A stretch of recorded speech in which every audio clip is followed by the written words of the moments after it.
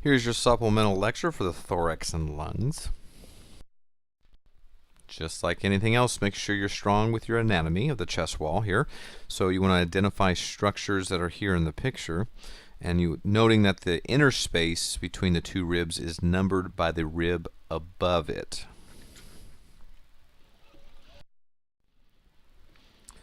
In locating findings on the chest, you want to do this in 2 dimensions, along the vertical axis and around the circumference of the chest. In order to make vertical locations, you want to count the ribs and the inner spaces, and using the sternal angle is your best guide. So a few special considerations. The second intercostal space is good for needle insertion if the patient has a tension pneumothorax. The fourth intercostal space for chest tube insertion. T4 for lower margin of the endotracheal tube on a chest x-ray. So any neurovascular structures run under each rib, so keep that in mind. It's under the rib, not above it, so needles and tubes should be placed just superior to the rib margins. And also T7 and 8 interspaces are good landmarks for thoracentesis.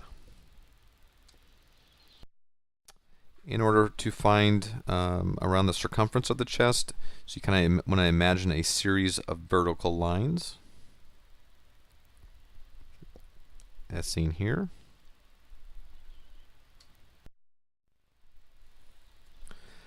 Lungs, fissures, and lobes.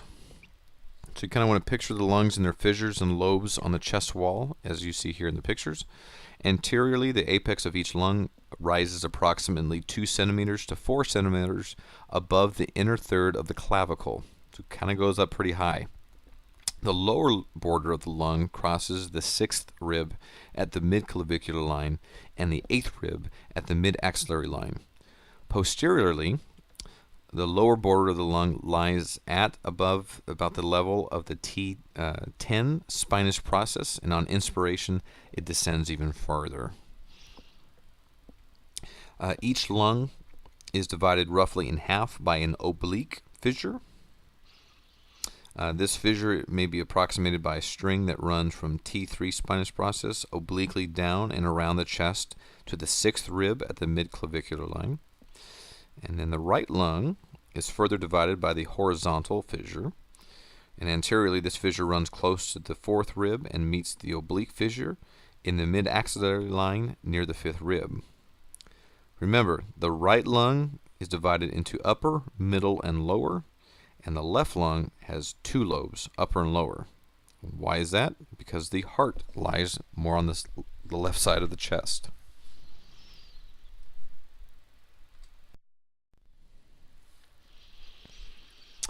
The trachea. So any breath sounds over the trachea and bronchi have a different quality than in breath sounds over the lung tissue itself. So be sure you know the location of each structure. We know that the trachea bifurcates into its main stem bronchi at the levels of the sternal angle anteriorly and T4 on the spinous process posteriorly. The pleura, you have 2 of them. These are serous membranes that cover the lung. The visceral pleura covers the outside of the surface of the lung, and the parietal pleura lines the inner rib cage and the upper surface of the diaphragm. You'll have pleural fluid that lubricates the pleural surfaces, which allows the lungs to move easily without getting caught on the rib cage during the inspiration and expiration. And between the visceral and parietal pleura is a potential space where fluid sometimes can accumulate. And we have this called pleural effusions, and that sometimes we'll see this in what we call atelectasis, heart failure, and nephrotic syndrome. You can have exudates, which can be seen in numerous conditions that include pneumonia, tuberculosis, pulmonary embolus, pancreatitis, and malignancy. Some common or concerning symptoms are chest pain, shortness of breath, also known as dyspnea, wheezing, coughing, and any blood-streaked sputum or hemoptysis. So, for example, with chest pain, You want to ask just your basic broad questions of, do you have any chest pain, any discomforts or unpleasant feelings in your chest? You want to ask the patient to point to the location of the pain, and you want to attempt to elicit all 7 attributes of the patient's symptoms. So, for example, having them point to the location of their pain, a clenched fist over the sternum might suggest angina pectoris, or angina pectoris, tomato, tomato, however you want to describe or say it. A finger pointing to a tender area on the chest wall might suggest a musculoskeletal pain, and a hand that's moving from the neck to the epigastrum might suggest heartburn. Obviously, those are non-diagnostic, but at least at the same time, it can help you with your differentials.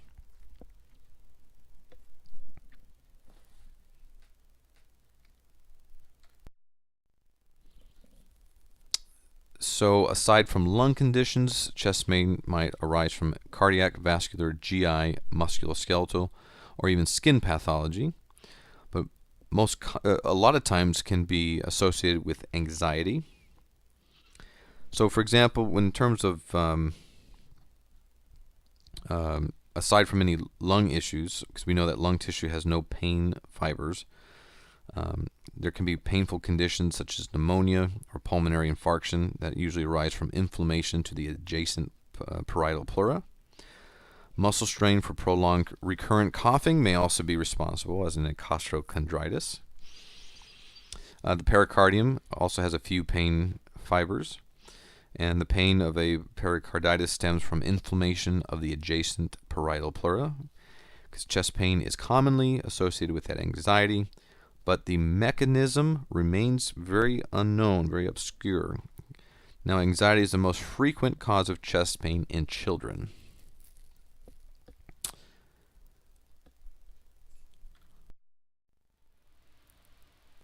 With shortness of breath or dyspnea, dyspnea is a non-painful but very uncomfortable awareness of breathing that is inappropriate to the level of exertion.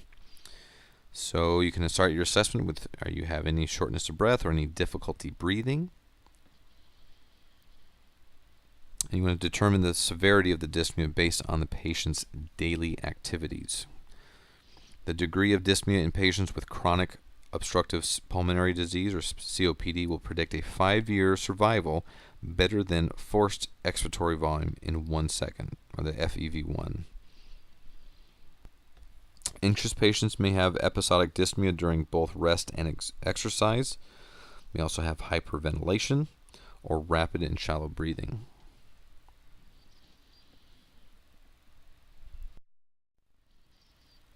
Wheezes are the musical respiratory sounds that may be audible to the patient and to others. Wheezing occurs in partial airway obstruction from secretion and tissue inflammation in asthma, or from a foreign body.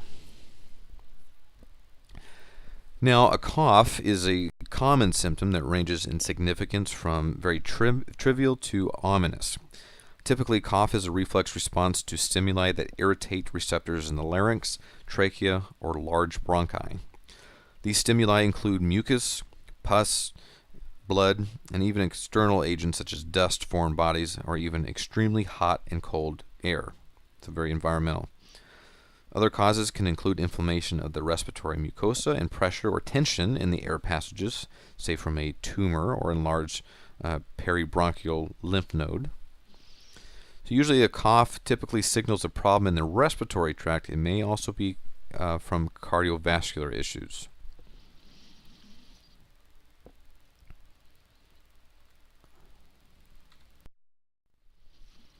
So if a patient comes in with a cough, you want to do a very thorough assessment. Duration of the cough is important. Is the cough acute? Is it lasting less than 3 weeks? Is it subacute, which lasts 3 to 8 weeks? Or is it chronic? Does it last more than 8 weeks? You want to ask whether the cough is dry or if it produces a sputum. And if the patient does say it's productive, you want to have them describe the volume of any sputum and its color, the odor, and any consistency. Sometimes a cough can be a symptom of left-sided heart failure. And in our viral upper respiratory infections are the most common cause of acute cough. You can also consider acute bronchitis, pneumonia, the left ventricular heart failure, asthma, or even a foreign body. If it's a post-infectious cough, bacterial sinusitis, asthma can occur in subacute cough, and postnasal drip, asthma, GERD, chronic bronchitis, and bronchiectasis can be seen in chronic cough.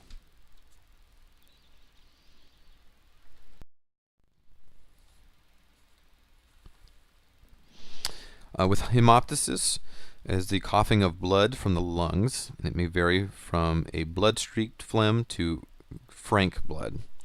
So for patients that are reporting hemoptysis, you want to assess the volume of blood that's produced as well as the other sputum attributes. Blood that originates from the stomach is usually darker than blood from the respiratory tract and may be mixed with food particles. We always want to discuss tobacco cessation because smoking is the leading cause of preventable death in the United States. As we know that 21% of all U.S. adults will continue to smoke, and approximately 80% of smokers will start by age of 18. So you want to remember the 5 A's. You want to ask about smoking at each visit. You want to advise patients regularly to stop smoking using a very clear and personalized message. And here's the thing, if they're 75 years old and they've been smoking since they were 13, chances are that they're not really going to want to quit. And we'll talk about the stages of change model, but still it's important to be a prudent nurse practitioner and provider to these patients that you discuss smoking cessation at each visit. You want to assess the patient's readiness to quit. You want to assist patients that are ready to quit to set certain stop dates and provide educational materials for that self-help, and arrange for follow-up visits to monitor and support patient progress. So patients that might be at different stages of change. In the pre-contemplation stage, they might say, I don't want to quit. Contemplation, so I'm concerned, but I'm not ready to quit now. If they're in the preparation stage, they might say, I'm ready to quit. In the action stage, I just quit. And in the maintenance stage, I quit 6 months ago. So general techniques, you want to examine the posterior thorax and lungs while the patient is sitting. The patient's arms should be folded across the chest with hands resting, if possible on the opposite shoulders. This position swings the scapula laterally and increases access to lung fields. Then you're going to ask the patient to lie down. With the patient in a supine position, you want to examine the anterior thorax and lungs, because it's easier to examine women in this position because the breast can be gently displaced. And some authorities prefer to examine both the back and the front of the chest with the patient sitting. So either way works, whatever works best for you, and of course the patient and patient's body morphology. If you have a patient that cannot sit up, you want to get help so that you can examine the posterior chest in the sitting position. If this is not possible, you want to roll the patient to one side and then to the other. You want to proceed in a very orderly fashion. So you want to inspect, palpate, percuss, and then auscultate. If you have a patient that cannot sit up and you need to roll them to the side, you want to percuss the upper lung and then auscultate both lungs in each position. This is because ventilation is relatively greater in the dependent lung. So your chances of hearing any abnormal wheezes or crackles are greater on the dependent side.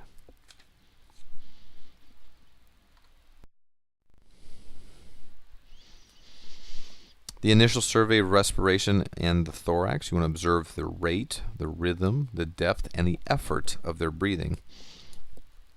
Looking for any signs of respiratory difficulty, so by assessing the patient's skin color, listening to the patient's breathing, and then inspect the patient's neck. You also want to be able to observe the shape of the chest.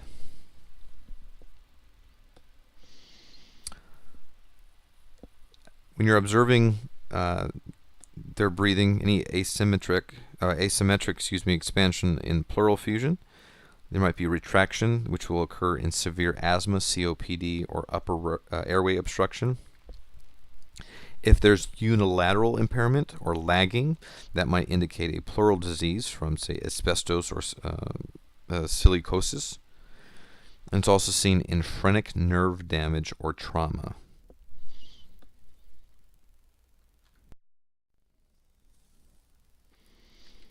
When you're looking at posterior chest, again, looking at inspection, start from a midline position behind the patient and note the shape of the chest and the way it moves.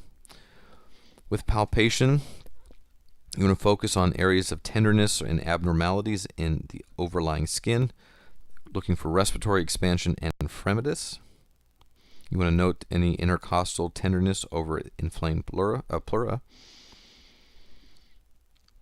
For any tender areas, you want to carefully palpate where pain might be reported or where lesions or bruises might be evident. And if you see any bruising or ecchymosis, that might be over a fractured rib.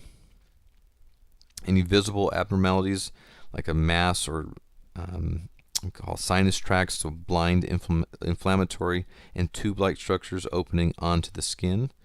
This is rare, but it can indicate infection on the underlying pleura and lung, such as in tuberculosis. You want to feel for tactile fremitus or palpable vibrations as the patient is speaking. So fremitus is decreased or absent when the voice is higher pitched or soft, when the transmission of vibration from the larynx to the surface of the chest is impeded by a thick chest wall, obstructed bronchus, in COPD or other pleural changes from effusion, fibrosis, even air in a pneumothorax, or any infiltrating tumor. So this is where you're going to have the patient repeat the words 99.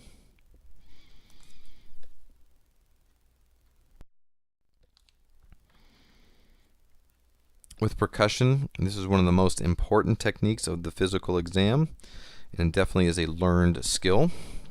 Percussion set the chest wall and underlying tissues in motion, which produces audible sound and palpable vibrations. Percussions can help you establish whether the underlying tissue is air-filled, fluid-filled, or it's solid. And this can only penetrate about 5 to 7 centimeters into the chest. However, it will not help you to detect deep-seated lesions. So with percussion, you're looking for symmetry, and you want to note the percussion sounds. Is it flat, dull, resonant, hyperresonant, or timpani? And you want to also estimate the extent of diaphragmatic excursion.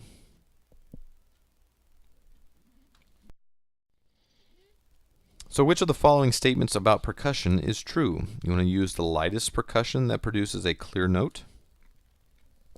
Percussion should be done up and down each side of the chest rather than side to side. Striking using the pad of your tapping finger. Or the heart normally produces an area of tympani to the left of the sternum from the 3rd to 5th rib interspaces.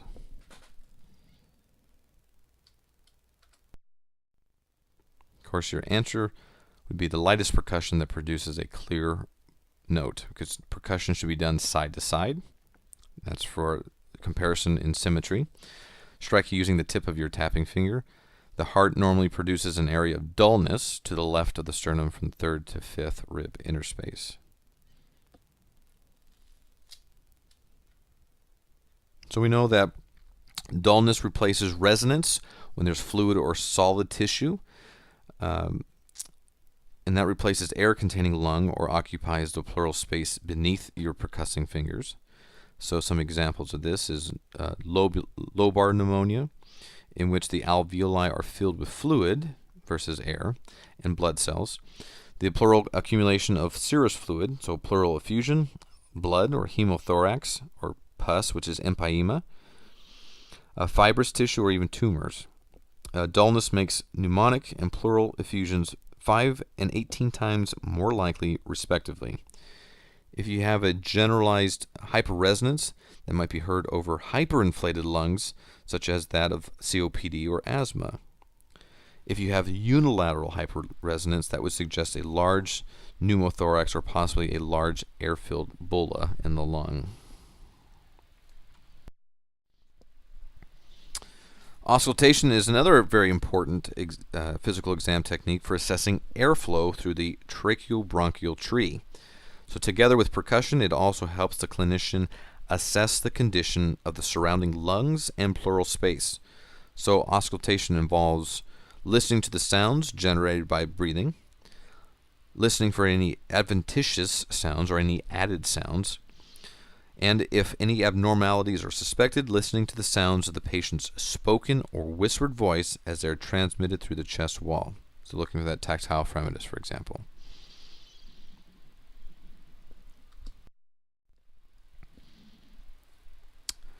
So you can have vesicular sounds, which are soft and low-pitched. They're usually heard through inspiration without pause through expiration, and then fade away about 1/3 of the way through expiration. You can have bronchial sounds, which are louder and higher in pitch, and usually heard over the manubrium. And expiratory sounds last longer than inspiratory sounds. And bronchovesicular, so with inspiratory and expiratory sounds about equal in length, at times can be separated by a silent interval. And detecting differences in pitch and intensity is often easier during expiration. So sounds from bedding, like their gown or paper gowns, and the chest itself can generate confusion in auscultation.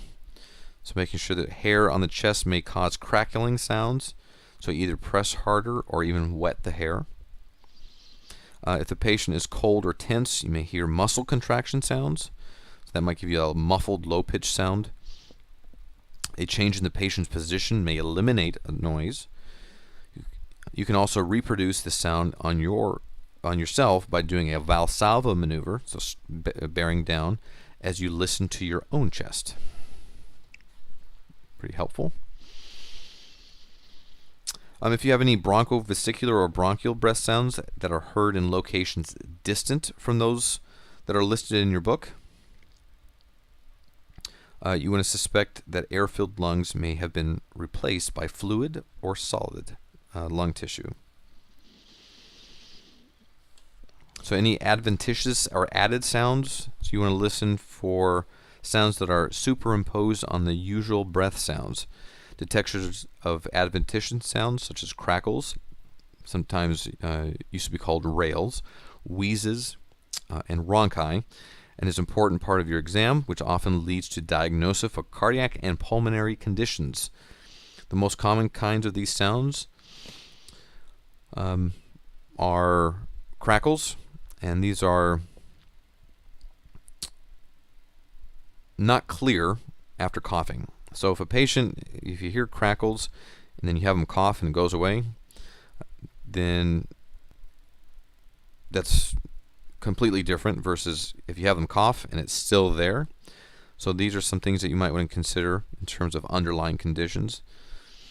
You want to assess the number, few to many, the timing in the respiratory cycle as far as when you're hearing these things, the location on the chest wall, the persistence of their pattern from breath to breath, and of course any changes after the cough or even changing the position. So any fine late inspiratory crackles that persist from breath to breath would suggest an abnormal lung tissue, whereas any clearing of the crackles, wheezes, or rhonchi after coughing or position change would suggest secretions such as in bronchitis or atelectasis.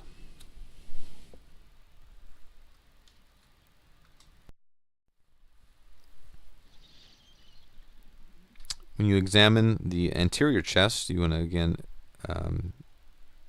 examine from the posterior chest, then proceed in that orderly fashion of inspecting, palpating, percussing, and auscultating. With percussion, the heart normally produces an area of dullness, which we've already discussed, to the left of the sternum, and supraclavicular retraction is often present.